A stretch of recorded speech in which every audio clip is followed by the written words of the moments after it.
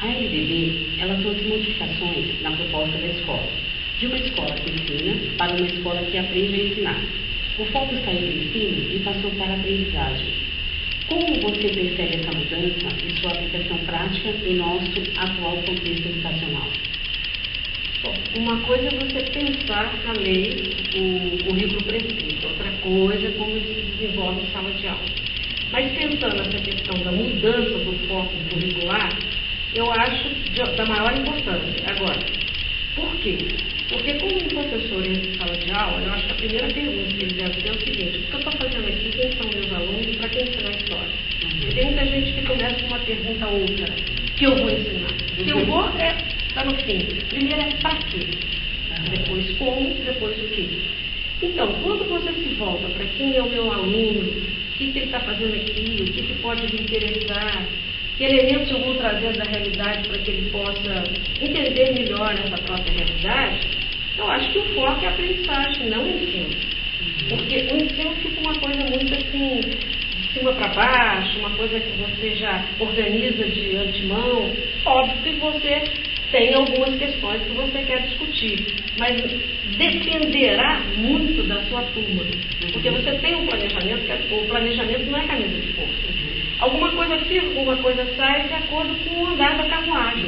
Então eu acho muito importante essa preocupação com a aprendizagem. Agora, outra questão é como o professor vê esta nova colocação. Primeiro, tem conhecimento disso, porque muitas vezes eles não têm. E entenda o conhecimento, qual é o entendimento que ele tem disso. Agora, que é importante, eu acho fundamental. De uma forma geral, você percebe hoje que ainda, por parte dos professores, existe muita preocupação com o conteúdo. Total e plena, porque é o seguinte, são tantas as questões que numa sala de aula, numa escola, aparecem, que ele acha que, se ele estiver seguro do assunto, do conteúdo, tudo será ótimo. Então, aquele que não tem o chão da escola, quer dizer, que não está preparado para essa complexidade do que é essa relação comunicativa entre professor e aluno, o controle do conteúdo para ele é uma segurança muito grande. E quando ele não tem, então ele fica muito inseguro, como se somente isso bastasse. Então, outras questões que vão surgindo vão minando essa segurança e muitas vezes o vigor com que ele se dedica a essas questões.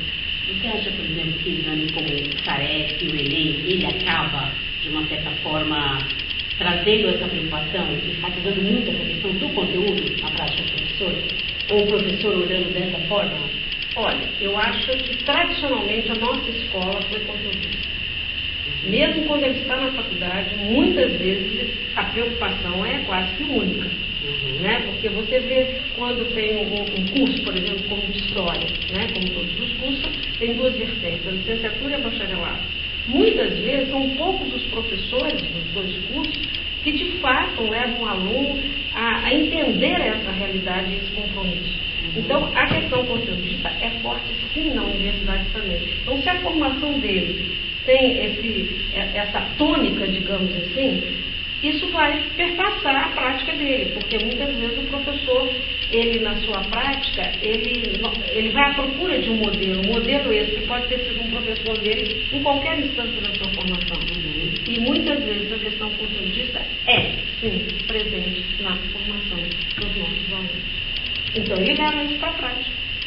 A primeira pergunta que ele faz é o que eu vou ensinar. Na hora que ele fez a sua programação, fica tranquilo.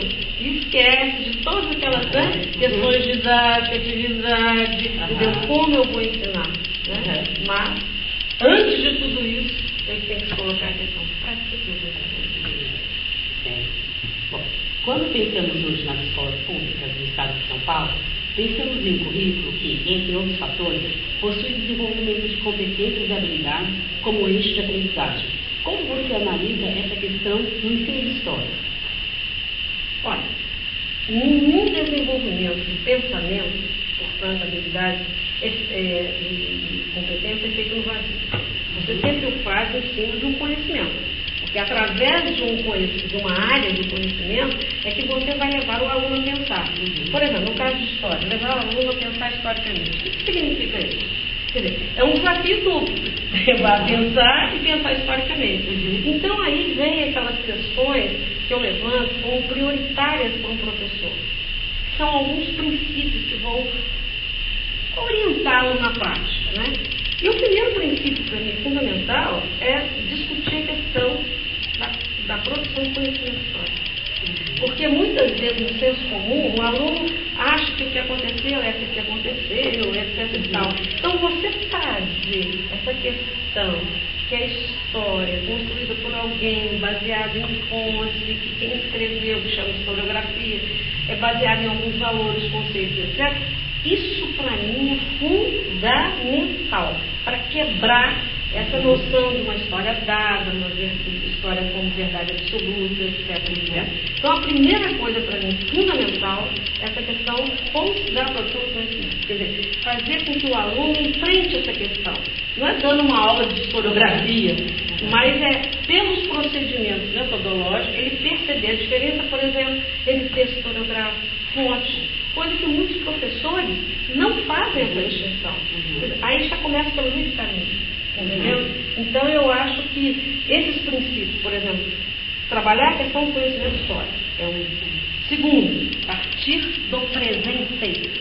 Porque eu não aguento essa questão, vai estudar história para, compreender o passado. O que acontece? Nunca sai do passado, não chega ao presente, e aí, constantemente, os professores têm que responder aquela bendita pergunta que o Marco Bloch, já em 43, foi no livro dele, né?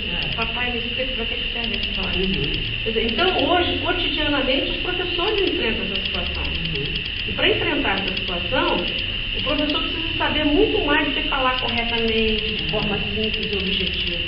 Né? Ele tem que trazer questões que saem da experiência de vida do aluno e fazer que dessas experiências de vida tenha a ver alguma coisa com a experiência de vida de outros sujeitos, de outros tempos, de outras culturas. Né? Então, eu acho que uma das questões fundamentais do nosso desafio é isso, quer dizer, no mundo contemporâneo, a gente chama de sujeito blitz, né? Quer dizer, esse sujeito que recebe muitas informações diariamente, essa quantidade, essa diversidade, sobretudo essa velocidade das informações, prejudicam, dificultam ainda mais o ensino da história. Sabe por quê? Porque ele tem, assim, relações muito frágeis com as gerações passadas.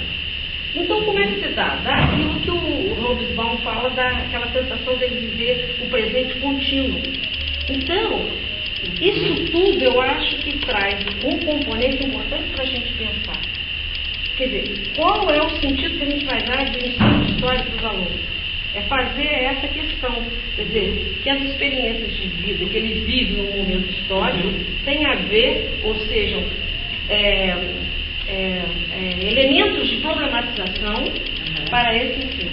Então, daí partir do presente para o passado, da sua realidade. Sempre que a gente fala em realidade, o que é realidade? Quer dizer, é alguma coisa que tem a ver com o aluno, não necessariamente com aquilo que ele viveu diretamente. Pode ser coisas que ele viveu indiretamente, mas tem a ver com a maneira de pensar, de viver dele. E pode dar sentido ou ressignificação ao que ele viveu. Aí a história pode, talvez, contribuir com alguma coisa. Mas tem que partir do presente, em forma de uma problematização e a questão de alguma temática sobre a sua realidade. Ou seja, tem que valorizar a experiência do aluno, né? Isso que o aluno está trazendo, né? Que muito, ainda hoje na escola, né?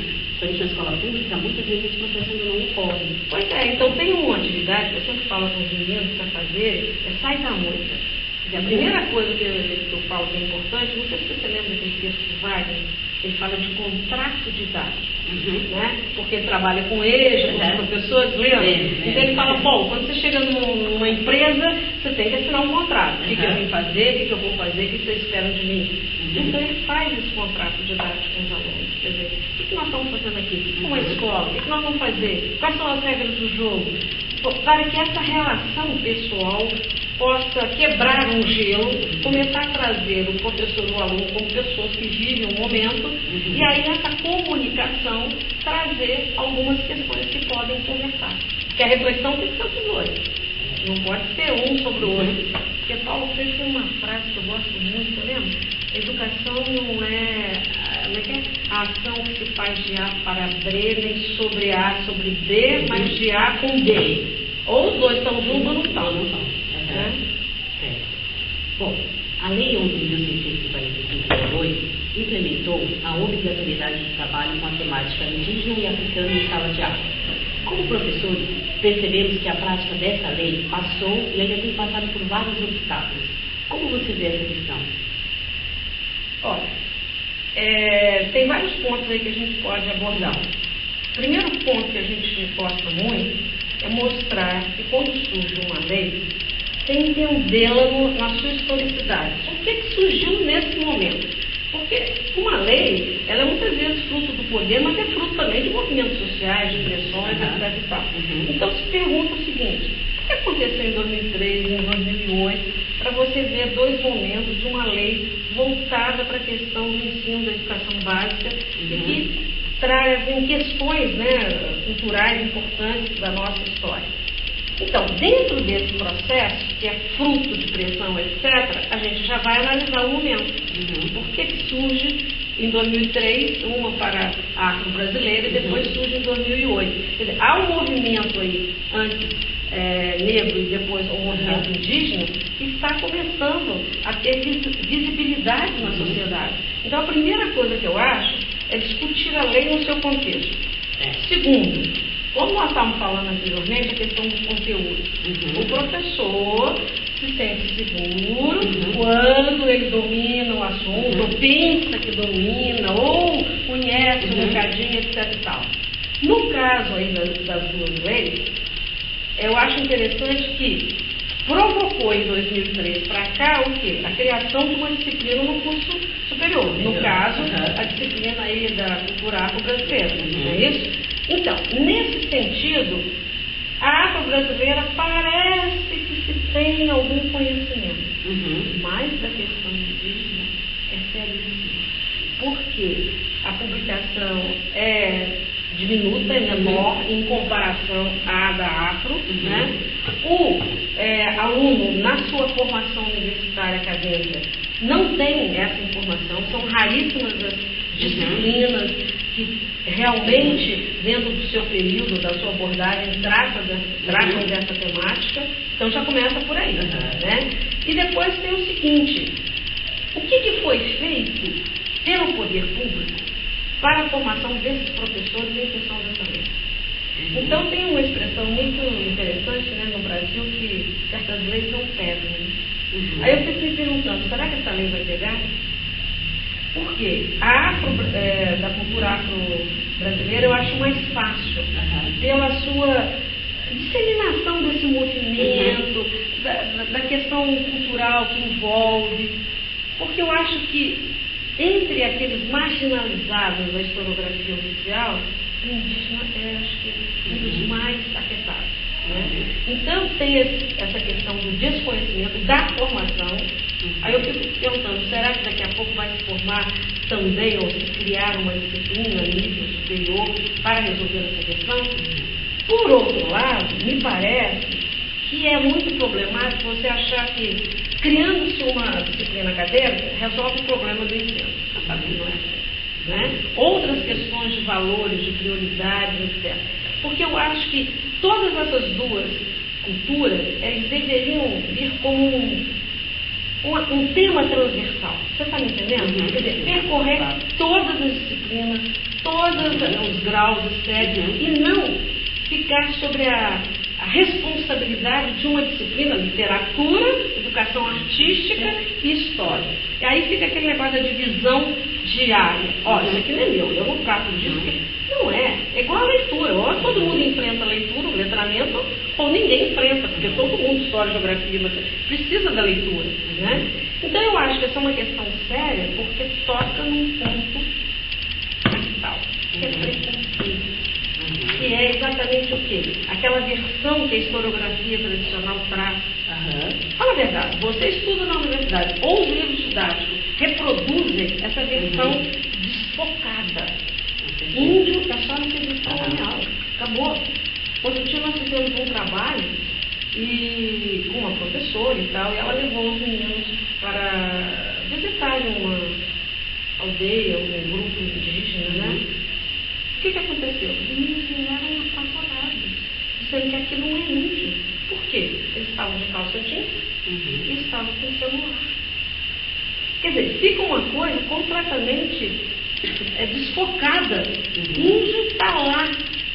É aquele nude de peninha, faz parte do passado, né? Do passado. E ele não é. Não, e depois o seguinte, se renega.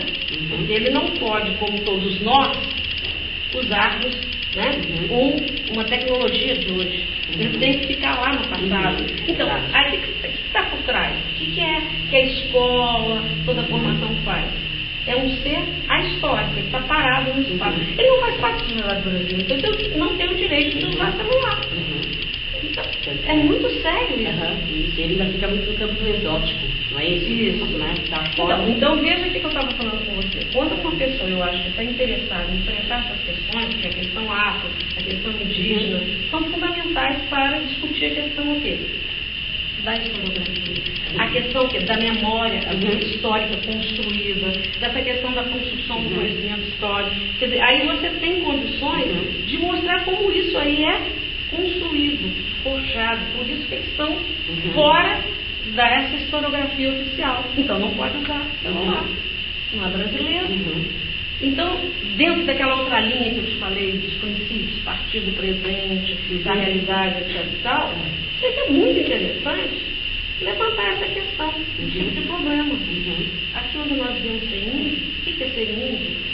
Sabe? E etc e tal, dentro de uma problemática. O que foi, por exemplo, o papel do índio na sociedade paulistana? Certo? É um prato cheio para isso. Você pode olhar nas orientações curriculares da prefeitura, que é outro passo completamente diferente do Estado, mesmo assim a questão indígena tem um espaço muito limitado. Então vai depender dos professores enfrentar isso. Né? Certo. Então, tudo que nós falamos, quais as possibilidades práticas, que você falou, de trabalhar a questão indígena numa outra perspectiva que a valorize? Né? Porque eles ainda, nós temos uma série de preconceitos, mas a cultura indígena ainda é muito desvalorizada, como você mesmo colocou, né, agora há pouco. Olha, quer valorizar? Por exemplo, se você pega multinacionais, se você pega, por exemplo, essas vendas de certos produtos farmacêuticos, etc., você vai ver que está cada vez mais valorizada essa questão mística, essa questão do chá. Isso daí, nós temos uma riqueza de todo o modo de fazer dos próprios indígenas. Não são só as plantas, mas a maneira de conservá-las também. Porque, então eu acho isso aí, a possibilidade de você valorizar é isso, trazer essa questão identitária, trazer esses elementos de valorização do que é nosso. Porque tem uma professora, Mara, que ela trabalha com essa questão da indígena, ela do METEC, e ela começou a fazer um trabalho de arqueologia brasileira com os meninos do primeiro colegial. E aí, nos trabalhos de grupo, ela reverteu a situação quando um grupo falou assim: mas quem quer saber de índio? Mas aí, a pergunta deles não foi num sentido assim depreciativo. Eles colocaram a pergunta dentro do contexto de hoje. Quem quer saber de índio quando a situação econômica difícil, esse dia a dia? Você não tem tempo nem para isso. Como é que você vai querer saber de índio? Nédio Guidon, ninguém sabe de Nédio Guidon. Por que é importante o que ela está falando? E aí foi revertida a pergunta, que inicialmente parecia de desqualificação, foi não, de tentar valorizar, porque ninguém quer saber de índio, porque a sociedade brasileira tradicionalmente não quis. Então essas marcas ficam muito fortes na mentalidade, no senso comum. Que é o que é nosso não vale nada, né? O outro que é bom. Então, o que é nosso? Indígena não vale nada. Né? Assim como o escravo negro, etc., o trabalho do negro que está ligado à escravidão, essa coisa toda. A preocupação com a diversidade no currículo pode nos ajudar a rediscutir preconceitos estruturados em nosso contexto histórico? Tudo que eu já falei até agora, eu acho que sim, né? Porque eu acho que muitas vezes, você pode trazer um tema, tipo esse que nós estamos falando, questão de etc., que não existem normalmente, né, nas preocupações dos professores, ou questionar aquilo que é dito.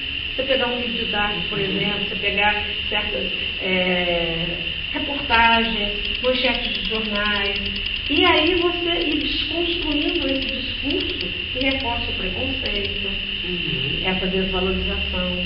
Eu acho que é aquilo que eu falei, né? Depende do professor do que está fazendo em sala de aula, se ele faz essa pergunta. Em ele fazendo, ele pode trazer essas questões de uma forma muito consequente, porque através de um tema, você entende o quê?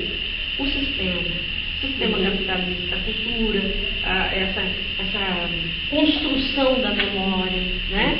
Então, porque eu acho que o importante não é o tema que você traz, o tema também é, mas não é só ele, é como você o trata.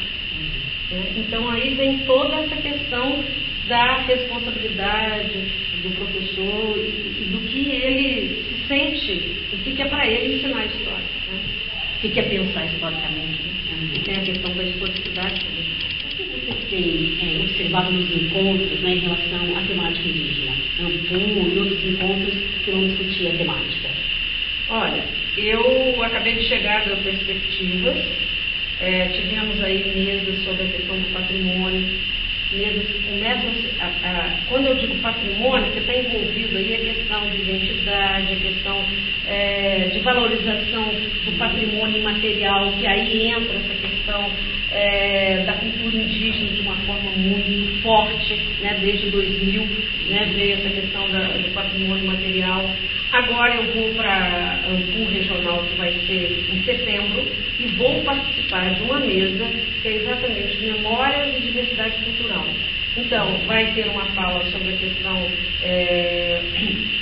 cultura indígena, da cultura afro e a questão do patrimônio, porque elas se articulam muito, porque elas dão um link para a questão da identidade, o fortalecimento de uma identidade e valorização das questões nossas.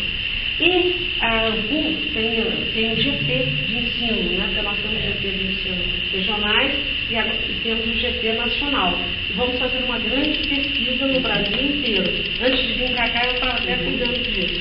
Então, e teremos, então, nós estamos tendo oficinas. Oficinas são feitas para professores da rede. É só entrar no site da AMPU e olhar a oficina. A temática vem da demanda dos professores, então tem variado muito. Mas as últimas temáticas, as últimas oficinas, acho que a 12ª, 13ª, agora no segundo semestre nós teremos a 14ª e 15ª, a questão indígena na sala de aula é a temática.